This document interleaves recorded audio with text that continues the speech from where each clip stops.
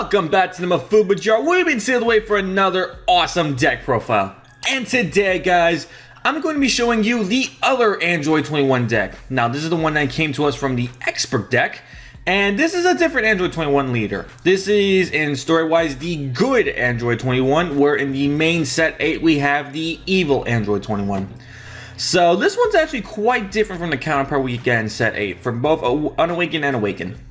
So her auto is she gets to actually draw a card when she attacks, so that's pretty neat. And her awakening's a little interesting as well. When you have a blue or green multicolor card in your energy and you're at 6 life or less, you get to draw one, untap an energy, and flip her over to this side. Now this here, the awakening side, is pretty cool for the most part, except for this permanent.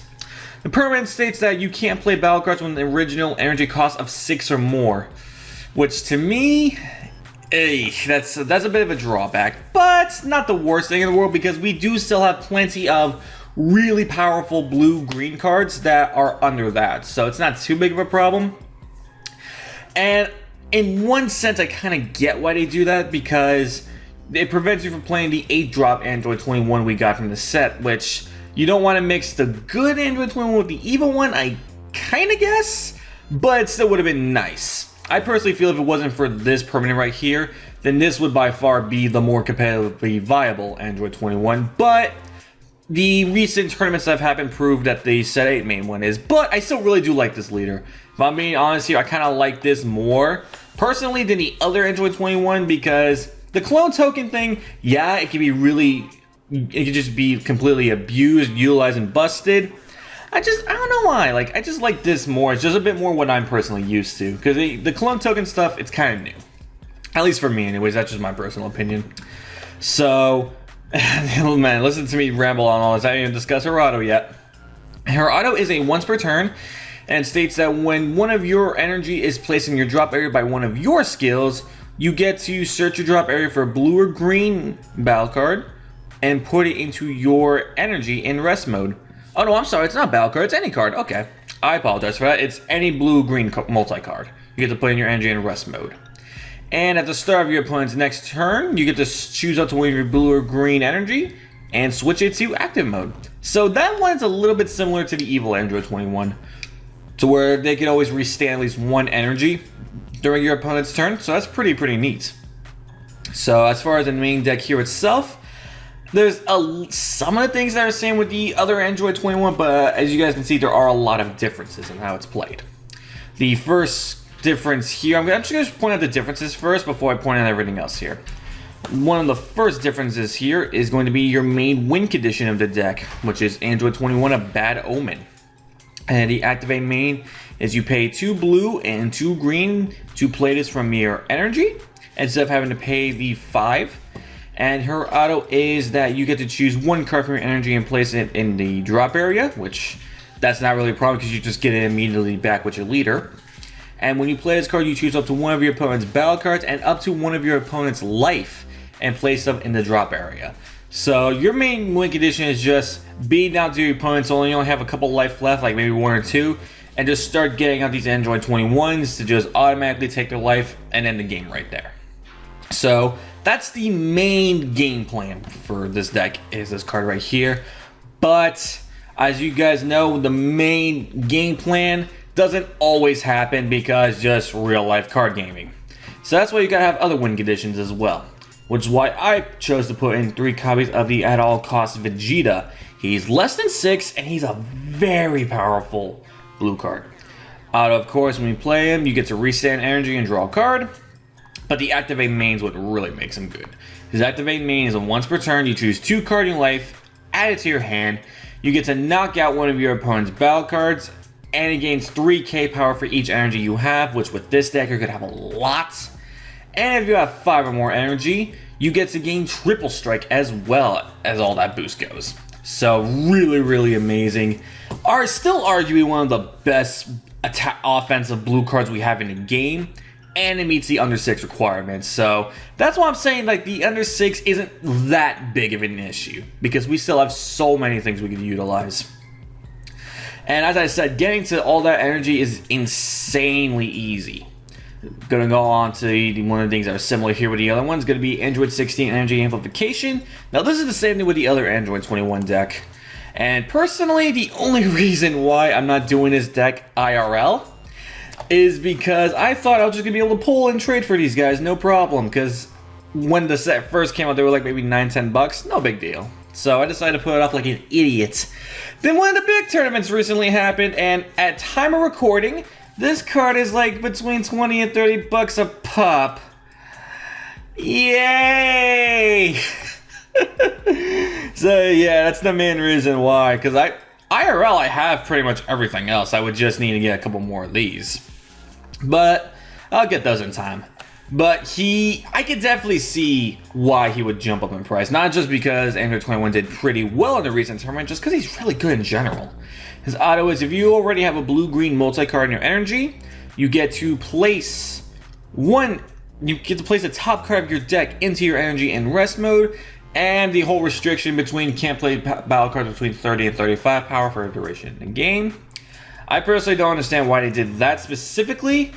Like, I don't know why between 30 and 35 specifically. I don't know why it wasn't like 30 or more or 35 or more. But I digress. Still a very, very busted card, and it gets out your energy so quickly. And another card we have to accelerate our energy is the Android 21 Beautiful Scientist that we get in the Expert deck. She's a blocker, and I did say this with my other Android 21 deck profile. It does not say energy exhaust, but they errata it to where it does have energy exhaust. So, no, this is not a free blue-green multi-card. And, again, has blocker. Auto is that when you play this card from your hand, you get to look at the top 7 of your deck. Choose one card among them, place it in your energy in rest mode. Then you get to choose up to one of your opponent's battle cards and KO it. And same thing as before, you can't play between 30,000 and 35,000 battle cards. So that's another way we have to accelerate energy. Not to mention getting a blocker on the field on that. So it is just amazingly good. And we also have Infinite Energy as yet another energy acceleration card. The activate mana is you get to draw a card, then choose up to one of your multi-colored battle cards and place it in your energy in rest mode. And at the start of your opponent's turn, you get to choose one of your multi-blue or greens and switch it to active mode. So that is 3 different ways we have to accelerate energy. That is 9 different ways, guys. We have 9 cards that can help us accelerate energy. Not to mention the leader herself when we get rid of one of our energy. So there's just so many ways to ramp with this deck. And speaking of how we're going to get our stuff in the discard pile, we have one of them is going to be the Android 16 New Start. And it is an energy exhaust with revive. You get to place cards in your hand in your drop area that match the blue or green cost and bring it right back, and you can't do it again for the rest of the turn. I know I didn't really discuss too much about revive last time, but that's pretty much what a revive is. And his activate mana, you get to choose one blue-green multi-card in your energy and place it in your drop area, and you get to play this guy. So he's a free 3-drop that you get to discard energy and play, and with your leader here, it's an absolute free 3-drop.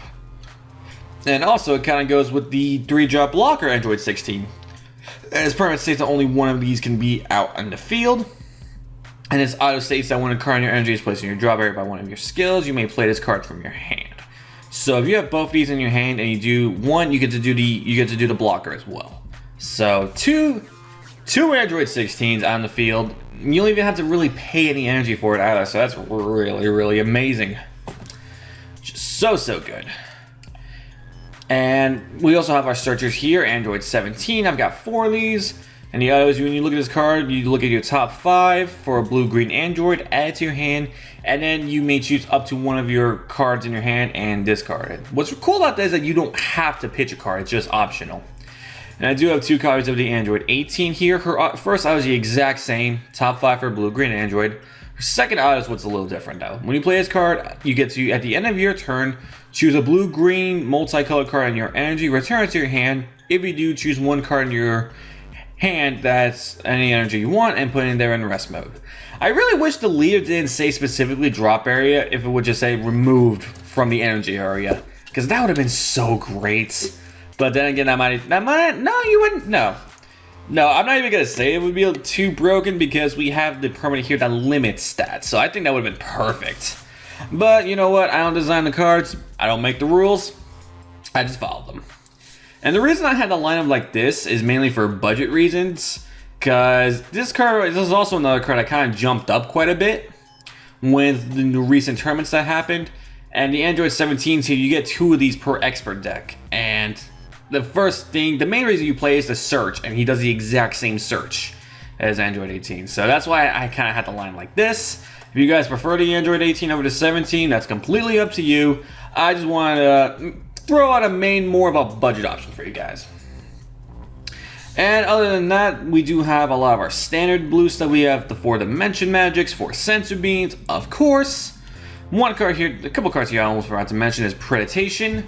It's a 2-drop, blue-green, and the activate means you draw 2 cards, then choose up to win one of your opponent's battle cards with an energy cost of 1 and KO it. It's not bad. Like, it's mainly just there for the draw 2 cards, and for 2 energy, that's fine. Just being able to pop a 1-drop, that's a little bit extra for me, but nothing really bad to say about this card, but I would not go past 2 with this. And another card here is Photon Wave. I think 1 of this is about good enough. You could push it for 2, but I would absolutely not go beyond that. So 4-drop, pretty hefty.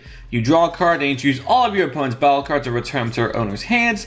Which it kind of justifies it because it completely wipes their field and it doesn't care about energy cost, power, or anything like that. So I guess the 4-drop was okay. Still, for 4 energy, that's mainly why I only have this as a 1 of. Plus, a lot of things do have barrier now, and this doesn't get past that. So that's why I think mainly 1 of this is good.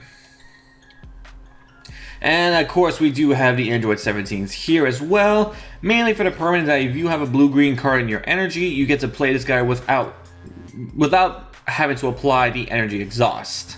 So that's pretty much what he's here for. He's here for mana, but his auto isn't terrible either. Like, his auto states that when your opponent combos, you get to choose one of those cards to place at the bottom of the owner's deck, and you have to negate that skill for the whole game. But still, it's not bad. Like, you get to essentially get rid of, like, say, a super combo if they try to do for that. So it's not bad. Not bad at all. The last card here I need to mention is the Absolute Release Ball. If your leader card's blue and your life's at 4 or less, and your opponent plays a battle card that's 3 or less, it's bounced back to the opponent's hand instead of being played. And the permanent's pretty cool. If you have a multi-card in your energy and your life's at 4 or less, you get to activate the counter by adding a card from your life to your hand instead. Which you're going to have. Like, the whole deck is based on having blue-green cards in your energy. So activating this is not going to be a problem whatsoever. Alright, guys. Sorry, I had to take a sip of my coffee. Alright, so this does it for the Expert Deck Android 21 deck profile. If you enjoyed this, guys, be sure to smash the subscribe button, hit the notification bell, like and comment down below, and hopefully soon enough I'll be getting more cards IRL so I can do like the live deck profiles for you guys, because I really do miss doing those. But if I can't, I'll always at least have a way to show you guys deck profiles, stuff like that. So with that, everybody, I hope you have a fantastic day. See you all next time, and you've all been released.